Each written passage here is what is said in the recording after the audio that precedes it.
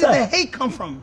I don't know, bro, because you told on some brothers. You told on some black men, and you're a Mexican probably. Oh, cool. All right. That's how I feel like. So this is what I'm saying. So I told on some brothers. Who killed Nipsey? A For brother. Sure, for sure. Who killed Vaughn? For sure. A brother. For sure. Who killed PNB Rock? A brother. For sure. Who killed Pop Smoke? A brother. For Who sure. killed Biggie? A brother. For sure. Who killed Tupac? A brother. Who killed Slim 400? A brother. Who killed... Bro, I want to be Martin King. Right? This is how I feed my family. So it's work. There's work, but it feels fun. If people didn't know, I don't know if you want to cut this out, I'm paying you to be here. I'm not saying what. I'm paying you to be here. Correct. You know what I mean? So, this is my job. What you want me to be like? Oh, yo, it's Big Ant, the spokesman, man. We back. Another edition of Urban Politicians TV, UPTV. Make sure you stay on your pivot at all times, man. Had to come tap in as 6ix9ine is all over the timeline, getting reposted, reshared everywhere once again. And this is most definitely part of his plan and the goal that he wanted to achieve with all the antics, theatrics, gaslighting, screaming, hollering, yelling, manipulating, exploiting, and carrying on he was doing. We noticed exactly was the point of him even doing this interview, as he's now revealed with Big Bank that he paid for it. And I had a link in the description where you can watch that clip in the beginning in full and on Big Bank channel, as they had already announced that this interview was coming. Probably already had it shot at that time, or already had a date set when he told everybody to tag 6ix9ine for it. Might have already been in the discussion here, because it was all a play for 6ix9ine to be in the conversation and put it in ATL face. But I was already gonna talk about 6ix9ine today, or yesterday. I didn't get around to it. I didn't even know this interview was about to drop right then last night, but that just added more fuel to the fire, because he tried to bring race into it. And on every level, he's 1,000% wrong and gaslight. Now with this interview right here, he tried to say, look how many black rappers or black guys that got killed.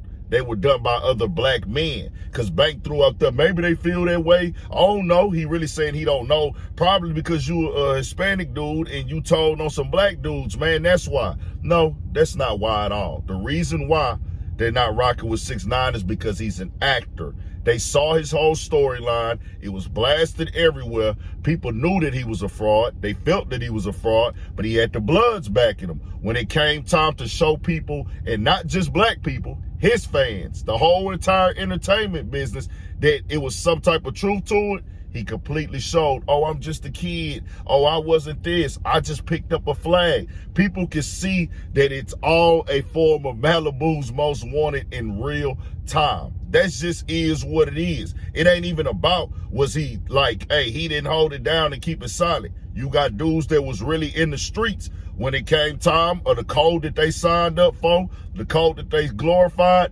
They weren't able to stand on that as men and take they lick like men, but people knew that their storyline from that came from a real place. You look at his old storyline, this was completely as a character that he was pushing. And he still had the industry backing him with that. Still was able to get to the biggest platforms, the biggest playlists, do all the shows, be on all the blogs and things, because he was able to back it up off the Bloods. Let's keep it all the way 100. Once that faded away, the facade was gone. It was over with. Now people that tuned into him, they look at him because he's a train wreck, he's disrespectful, and he's willing to do and say anything, but he can't produce no hits. Now, when y'all get to talking about this black stuff right here, this is where I don't even know what Big Bank said because I didn't watch the whole interview and I'm not going to watch it. But when Big Bank got you supposed to tell him like this, Big Bank, hey, bro, well, black dudes killing black dudes, that's because humans kill in proximity. If you go to the Hispanic, the Asian, the white, any race and group of people community, they're going to kill their own more than anybody else. That's not me excusing murder and saying that it's okay, but you're not going to gaslight black and black people into thinking, hey man, it's this and that. Y'all always killing each other. No, if you look in the, because he's Hispanic right now, you could go with any race with this, white, Hispanic, Asian, whatever, or any country. People are in jail for killing their own people because humans kill in proximity. I'm not letting some outsider come over here and control our narrative and try to tell us that we racist in our own culture. On top of the fact, he went on Vlad TV, and this is what I was about to speak on. It said that it's because of his skin color why people are doing him wrong and not accepting him in music no more. He said, if you're black, it's okay to rap. But because I'm Latin and Hispanic, they're boxing me out. When was the last time you seen a Latin superstar besides me? And how come they're not letting me in? It's all because it's racism. They're all racist and things like that. So you, the dude that's on the internet saying the N-word 1,000 times, all in black people's face, whoop-de-whoop, you the one that's waking up, dressing, acting, talking, buying jewelry, your whole style like a black person, but we being racist. What happened before you went to jail? Was they racist then when you was having your way? Or was it just the fact you was being a villain, you was being antagonist? People really never did like you in the first place, but there was a point. The machine was right there with you. The things were there with you. The bloods was there with you. So people had to accept you. They had to take it for what it was at that point in time, or they felt they did. But the industry don't have to do that no more, because guess what? They really get to see in real time, this dude is nothing positive. He's not adding value. He's not trying to uplift the culture. He's not trying to push us forward. He's not trying to encourage people to stay out the streets and do better in life. He's not putting no type of message or anything with that. Hey, he done went back to jail twice since he done got out, if I'm not mistaken, maybe even 3 times. And guess who put hands on him? His own people. Your own people put hands on you, bro. Wasn't no brothers that beat you up at that gym. So if we so racist and we so hateful, how come we ain't put our hands on you and things like that since you came home? Now, what happened beforehand, them was the own dues that you was paying.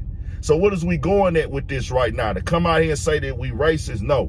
What it is you ashamed of yourself. You wake up every day and you beg for these people attention because you want to be accepted. You want to be at the cool table, and you realize that you'll never get there, and it eats you inside. Don't ever try to come over here and play the race game in our culture and tell us we racist. When everybody can come in, everybody can do what they want to do. I'm going to ask all the people who agree with that garbage that 6ix9ine said, what rapper do y'all feel that's in the game at the top, who place he should be able to take? Who can he match talent level wise? Who can he match skill set level wise? Who can he match their story coming from a real place wise? Because we get to see what you was doing before rap, G. You understand what I'm saying? You's a weirdo. You's an outsider. Let's keep it all the way 100. But when you brought the race into it, that's when I say, oh, no, we not finna do that. Everybody else get to do this and that. Well, we gonna point out this and try to make it be that? Nah. But Big Bank, he said, I did the interview.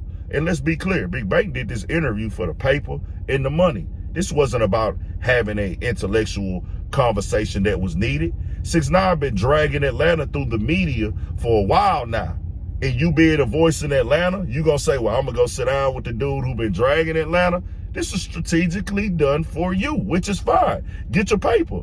And I'm cool with that. Hey, if you just want to say, hey, man, I want to get my paper. But don't try to come tell us this was about growth. This was about being better. This is about us understanding things. He's not trying to make no understanding with us, bro. He's trying to antagonize. And to see when he sat down with Vlad and they talked about this race conversation, like black people is blocking Latino people from being in hip hop and things. Who work at all the radio stations? Who got all these office positions? Non-blacks. Guess who running these labels? Non-blacks. Let's keep it all the way 100. Like, knock that stuff off, bro. Don't even try to come do that. That's disrespectful, and that's racist to try to gaslight us and play us and manipulate on us. Keep it all the way 100. Tell me what y'all think. We got more coming, more videos, all that. 1,000 for shit show. Stay on your pivot. I got to elaborate on this more because it's a lot more that got to be said about this right here, but we'll be here all day talking. Happy Mother's Day to everybody out there. Tap into the Urban Politics TV Patreon on the website of the app. 1,000 for shit show.